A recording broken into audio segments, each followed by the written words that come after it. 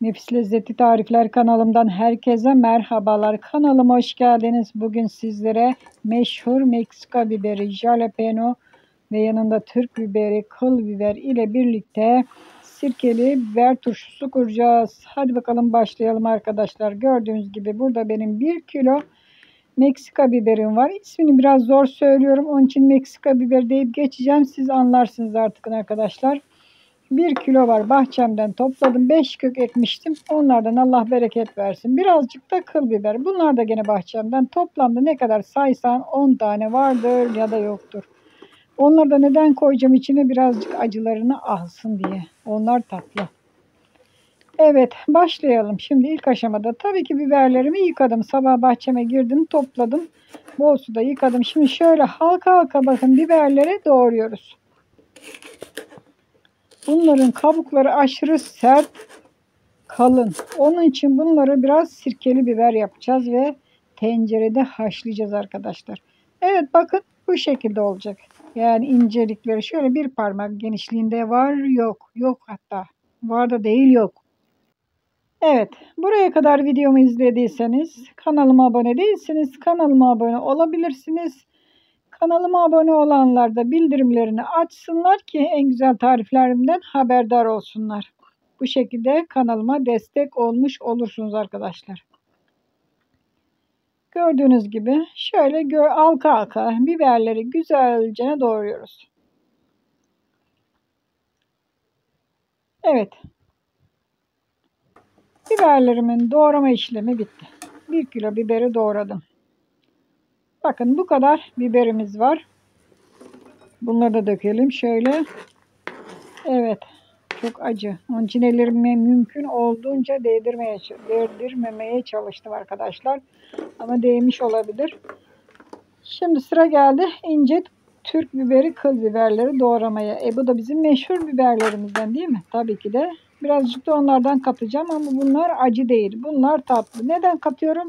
Birazcık acılarını alsın ki çok fazla acılık olmasın. Biraz acı oranı düşsün. Yerken insanların ağzını tamamen zehir gibi acılamaz. Acı sevenlere bu bir şey değil de hani acı fazla yiyemeyenlere de çok acı. Evet. Dediğim gibi 10 kök kadar da işte 10 adet kadar da tatlı biber yani kıl biberden doğradım. Evet, biberlerimizi doğrama aşaması şimdi bitti. Sıra geldi sarımsaklara. 2 baş sarımsak kullanacağız. Bakın burada kendi bahçemden bunlarda 2 baş yeterli 1 kilo bibere. İsteyen fazla da koyabilir. Neden olmasın ama yeterli. Sarımsakların da kabuklarını güzelce soyuyoruz. Daha sonra bol suda yıkayıp birazcık doğruyorum. Neden doğruyorum? Aromaları turşuya çıksın diye. Yoksa başka hiçbir şey bütün olarak da konulabilir tabii ki de. Evet. Sarımsaklarımız da hazır. Şimdi sirkesini hazırlamaya geldi. Yani sirkeli salamurayı hazırlamaya geldi sıra. 1 su bardağı, bakın 1 kilo acı bibere 1 su bardağı üzüm sirkesi. Sirkemde üzüm sirkesi döküyorum. Yeterli. 1 su bardağı da su döküyorum. 1 yemek kaşığı tuz. Bu turşuluk tuzdur. Çekilmiş kaya tuzudur. Bir de yarım kaşık değil yani. Kaşığın ucuyla 1,5 olmuyor. Tuz koydum. Bir dolu bir de çeyrek kaşık diyelim. Karıştırdık. Ve salamurayı şimdi ocağa kaynamaya koyuyoruz. Ocakta salamuramız şu anda kaynadı tabii ki de. Artık biberleri içine bırakabiliriz. Doğradığımız Meksika biberlerini içine döküyoruz. Şöyle karıştırıyoruz. Şimdi ne yapacağız? Bir 5 dakika arası yani kaynatacağız. Neden? Şu aşırı sert bu Meksika biberleri. Sert oldukları için birazcık yumuşaması lazım.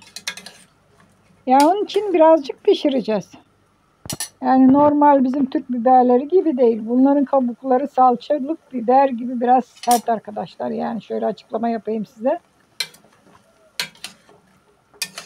Arada bir karıştırıyoruz. Rengini döndüreceğiz. Henüz sarımsak vermedim. Neden vermedim? Sarımsakları son anda vereceğim ki aromaları kaybolmasın. Evet. Gördüğünüz gibi karıştırıyoruz ve yumuşamasını bekliyoruz. Dediğim gibi bir 5 dakika arası kaynadığı zaman zaten bunun rengi dönecek. Hepsi aynı işleme tabi, tabii ki de hepsi aynı renk olması lazım. Hepsinin sirkeyi almasını sağlamak lazım. Daha sonra tamamen hepsi aynı şekilde olduğu zaman, yumuşadığı zaman sarımsak veriyoruz. Sarımsakların da yarısını dökeceğim. Birazını dökmeyeceğim. Bunları daha sonra dökeceğim. Şöyle karıştıralım. Sarımsakların da aromasını biraz versin. Biliyorsunuz çiğ sarımsak çok fazla aroma verir. Onun için fazla öldürmüyorum.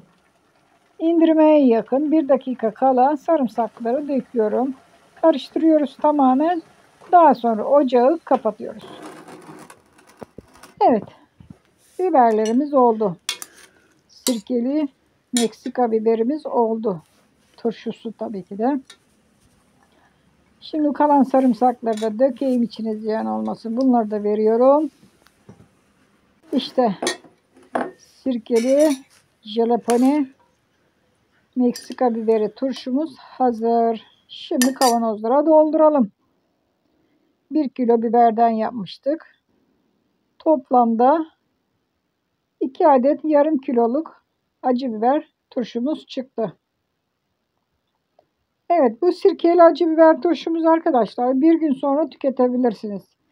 Yani böyle kurup kavanoza koyup 1 gün sonra tüketebiliriz. Ha, yemeyecekseniz kışın yerim derseniz yine de bekler. Kışa istediğiniz zamana kadar hiçbir şekilde bozulma olmadan kışı bekler. Açıp tüketebilirsiniz daha sonra. Mis gibi bakın. Hazır. 2 adet yarım kiloluk kavanoz çıktı. Hiç fazlası yok. Tamamen birebir aynı. Takasa tukaz demişler. Şimdi kapaklarını da sıcak sıcak kapatıyorum. Ve Meksika biberi, sirkeli biber turşumuz hazır olmuş oluyor. Şöyle sıkı sıkı kapatalım ki tutsun kapaklarımız. Eğer gevşek kapatırsanız tutmaz. Ve ters çeviriyoruz. İstediğiniz zamana kadar karanlık bir ortamda saklayabilirsiniz. Umarım beğenmişsinizdir. Siz de yapar hazırlarsınız. Tariflerimi beğeniyorsanız beğen tuşuna basın. Kanalıma abone değilseniz abone olun.